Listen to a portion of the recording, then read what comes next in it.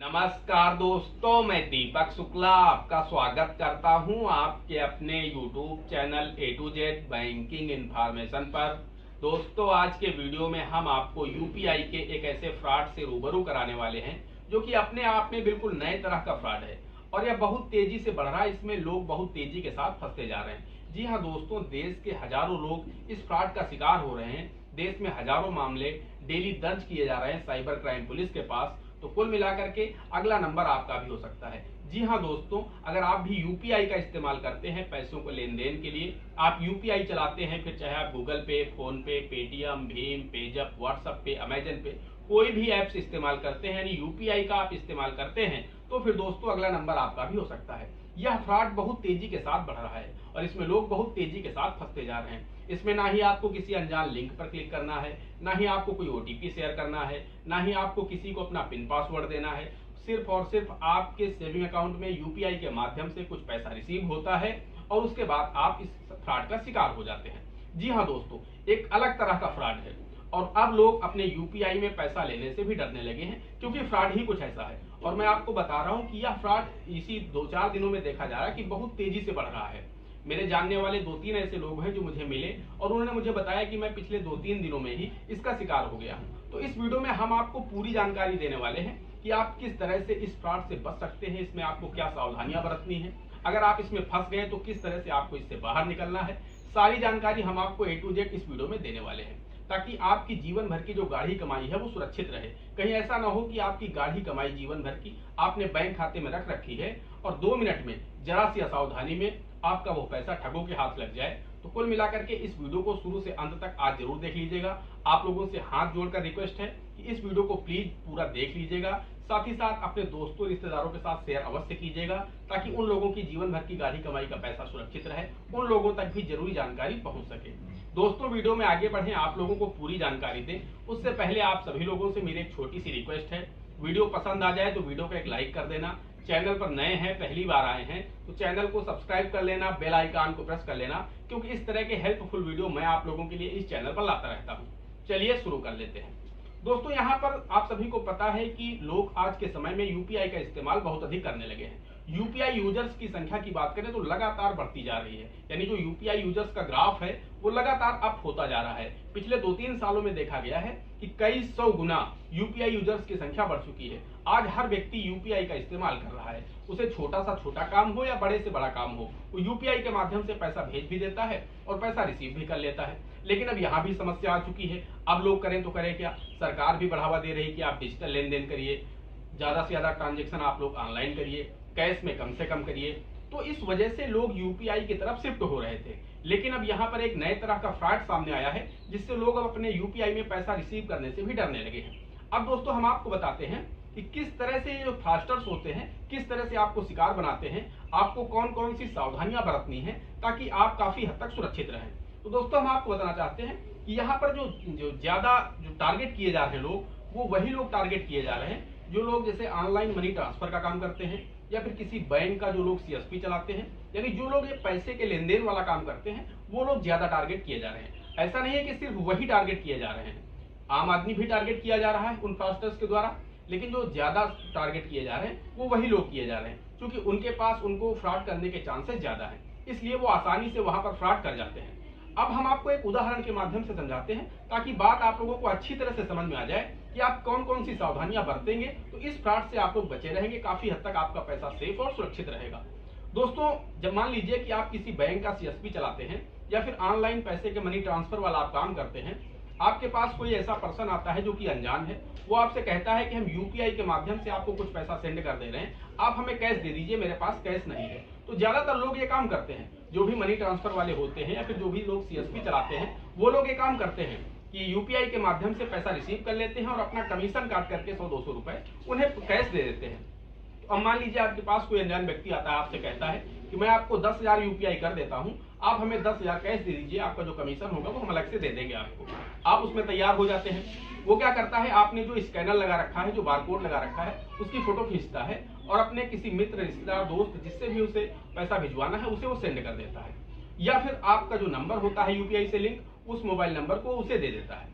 आपके bank account में आपके मोबाइल नंबर पर कुछ ही सेकंड में मैसेज आ जाता है कि आपके खाते में 10,000 रुपए क्रेडिट हो गए हैं। जैसे ही आपको 10,000 रुपए क्रेडिट होने का मैसेज मिलता है, आप देखते हैं पैसा आ गया है, आप उसमें से जो भी आपका 100-200 रुपए कमीशन बनता है वो काट करके आप उसे कैश दे देते हैं।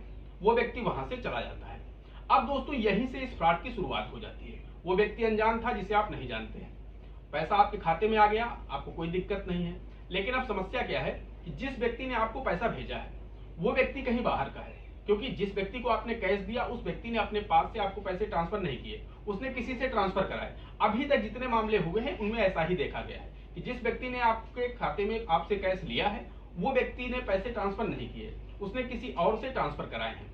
अब उसमें होता क्या है कि जिस व्यक्ति ने पैसे ट्रांसफर किए हैं वो किसी दूसरे राज्य का है। आप सीएसपी उत्तर प्रदेश में चला रहे हैं और जिस व्यक्ति ने आपको पैसे ट्रांसफर किए वो किसी दूसरे राज्य का है। वो आंध्र प्रदेश का हो सकता है, पश्चिम बंगाल का हो सकता है, महाराष्ट्र का हो सकता है, दिल्ली का हो सकता है, बिहार का हो सकता है, किसी दूसरे राज्य का हो सकता है।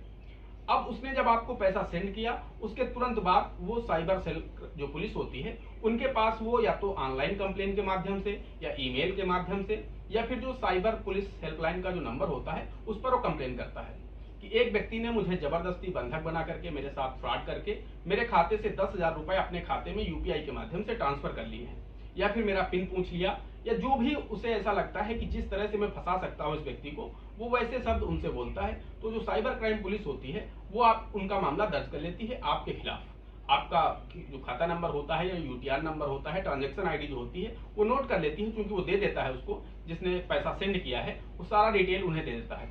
और उसके बाद आपके खिलाफ एक कंप्लेन साइबर पुलिस में कंप्लेन रजिस्टर हो जाती है। उसके बाद वो आपके खाते को ट्रैक करते हैं।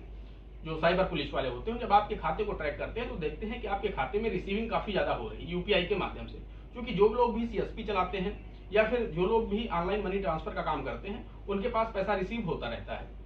तो वो देखते हैं कि हाँ, इनके खाते में पैसा तो बहुत अधिक रिसीव हो रहा है, वो उस खाते को सस्पिशियस मान लेते हैं और उसके बाद उस बैंक को मेल करके, जिस बैंक में आपका खाता है, चाहे वो सेविंग अकाउंट हो या फिर करेंट अकाउंट हो, उस बैंक को मेल करके आपके खाते को साइबर सेल के द्वारा ब्लॉक करा दिया जाता है। अब जैसे ही उस व्यक्ति को मैसेज मिलता है कि आपका बैंक अकाउंट ब्लॉक हो गया है, या फिर जब आप पैसा निकालने या जमा करने बैंक जाते हैं तो बैंक आपको मना कर देता है कि साइबर सेल के द्वारा आपके खाते के लेन देन पर रोक लगा दी गई है, तो आप परेशान हो जाती है कि मैंने ऐसा क्या किया है।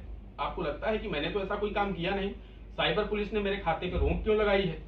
आप परेशान होते हैं, उनसे पूछते हैं, आपके जिले में जो भी साइबर सेल का ऑफिस होता है आप वहां जाते हैं, उनसे पूछते हैं तो वो भी बताते हैं कि यहाँ का ये मामला नहीं, साइबर सेल ने किसी दूसरे प्रदेश में जो साइबर सेल ऑफिस है वहां से आपके खिलाफ कंप्लेन की गई है, वहां पर आपको जाना होगा। वो व्यक्ति परेशान हो जाता है, रहने वाला मैं यूपी का हूँ, मेरा खाता ब्लॉक हुआ है, आंध्र प्रदेश में मेरे खिलाफ साइबर सेल में मुकदमा दर्ज हुआ है या एफआईआर दर्ज हुई है, तो मुझे वहां जाना होगा। तो कुल मिलाकर के अब आपको क्या सावधानी बरतनी है, किस तरह से आप बच सकते हैं। यहाँ पर तो आपका अकाउंट ब्लॉक हो गया, आपके खाते में 2,000 हो, 2 लाख हो, 2 करोड़ हो, जितने भी पैसे आपके सेविंग अकाउंट या करेंट अकाउंट में हैं, आपका अकाउंट बैंक ने ब्लॉक कर दिया।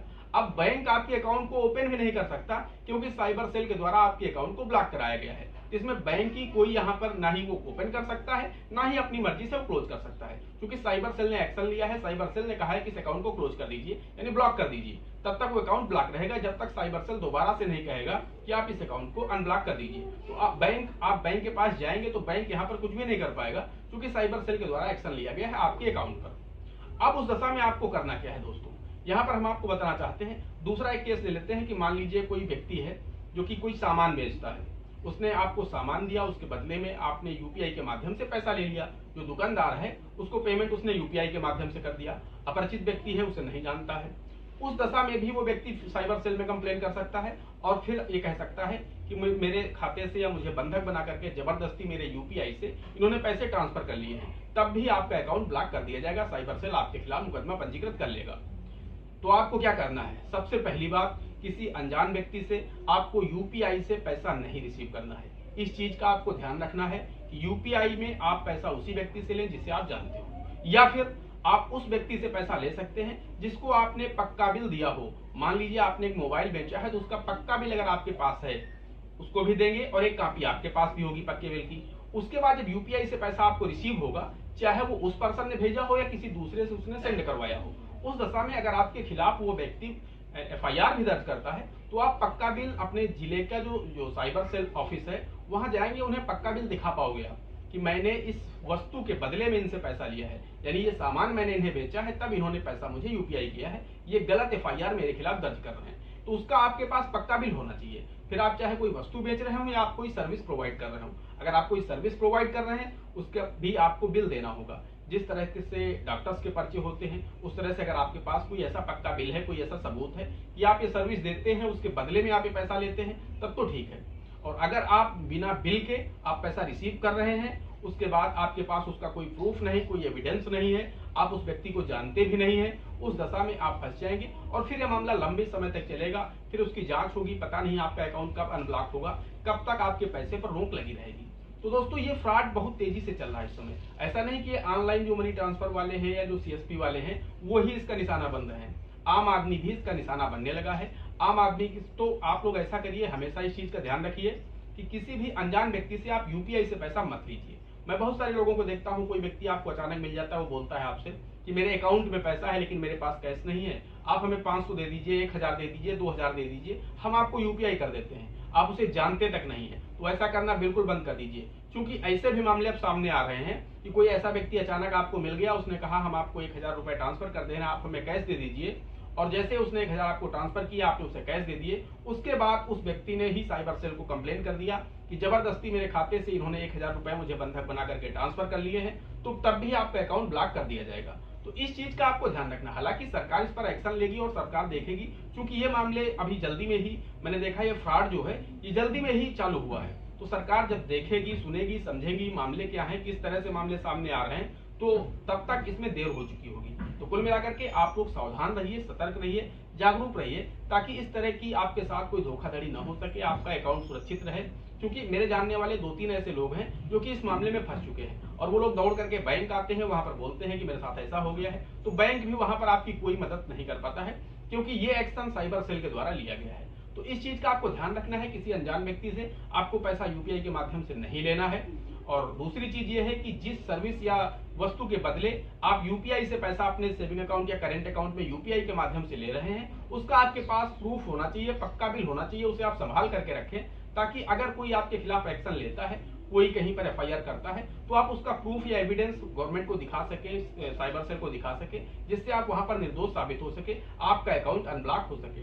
या फिर एक दूसरा रास्ता और भी होता है, आप उसे भी अपना सकते हैं कि मान लीजिए कोई छोटा अमाउंट है, आपके खाते में रिसीव हो जाता है, उसके बाद वो कंप्लेन आपके नाम कर देता है, आपका अकाउंट ब्लॉक कर दिया जाता है, तो आप बैंक जाकर के ये एप्लीकेशन बैंक को दे सकते हैं कि महोदय मैं इस व्यक्ति को नहीं जानता हूं, किसी अनजान व्यक्ति ने मेरे इस सेविंग अकाउंट में या करेंट अकाउंट में यूपीआई के माध्यम से पैसा भेज दिया है, ये जिस भी व्यक्ति का पैसा हो उससे उसको ट्रांसफर कर दिया जाए। मेरा इस व्यक्ति से कोई लेना देना नहीं, ना ही मैंने इस व्यक्ति को कोई पैसा दिया था, ना ही मैंने इस व्यक्ति को कोई वस्तु दी है, ना ही इस व्यक्ति को मैंने कोई सर्विस दी है। मैं नहीं जानता हूं, मेरे खाते में किसी अनजान व्यक्ति ने पैसे भेज दिए हैं, ये जिस भी व्यक्ति का पैसा हो उसे वापस कर दिया जाए। तो उस दशा में बैंक आपकी कुछ मदद कर पाएगा। तो चूंकि अगर छोटा अमाउंट होगा तो आप लोग उसे भूल जाइए कि आपने, मान लीजिए कोई ऐसा है कि आपने 1000-2000 रुपए की कोई वस्तु बेची, बिना बिल के बेची, पैसा आपने यूपीआई से ले लिया, उसी व्यक्ति ने एफआईआर कर दी। उस दशा में आप बैंक जाकर के बोल सकते हैं कि मैं इस व्यक्ति को नहीं जानता हूं, क्योंकि प्रूफ तो कोई है नहीं आपके पास बिल तो है नहीं कि आप दिखा पाओगे साइबर सेल को कि हाँ इस वस्तु के बदले मुझे पैसा मिला है 2000 रुपए। तो आप जब ये बात बैंक में जाकर के कहोगे तो बैंक वहां पर आपकी कुछ मदद कर पाएगी। बैंक उस जो पैसा आपके खाते में आया है, जो आप बता रहे हैं कि किसी अनजान व्यक्ति ने भेजा है, तो वो पैसा बैंक उस व्यक्ति के जिस खाते से आया उसी खाते में ट्रांसफर करेगा, रिवर्स करेगा, और उसके बाद आपके खाते को अनब्लॉक कर सकता है। तो दोस्तों इस तरह से आप लोग बच सकते हैं। ये फ्रॉड बहुत तेजी के साथ बढ़ रहा है, अगला नंबर आपका हो सकता है, इसलिए सचेत रहिए, सावधान रहिए, सुरक्षित रहिए। और दोस्तों आप लोगों से फिर एक रिक्वेस्ट है कि इस वीडियो को शुरू से अंत तक देख लिया है तो इस वीडियो को दोस्तों और रिश्तेदारों के साथ शेयर अवश्य करिएगा, अपने व्हाट्सएप ग्रुप पर शेयर करिएगा, अपने फेसबुक ग्रुप पर शेयर करिएगा। मैं आप लोगों से वीडियो को लाइक करने के लिए, चैनल को सब्सक्राइब करने के लिए नहीं कहूंगा। अगर वीडियो पसंद आया हो तो आप लोग खुद ही कर देंगे। दोस्तों आज के वीडियो में इतना ही, मिलते हैं अगले वीडियो में किसी अगले इंटरेस्टिंग टॉपिक के साथ। तब तक के लिए जय हिंद, जय भारत।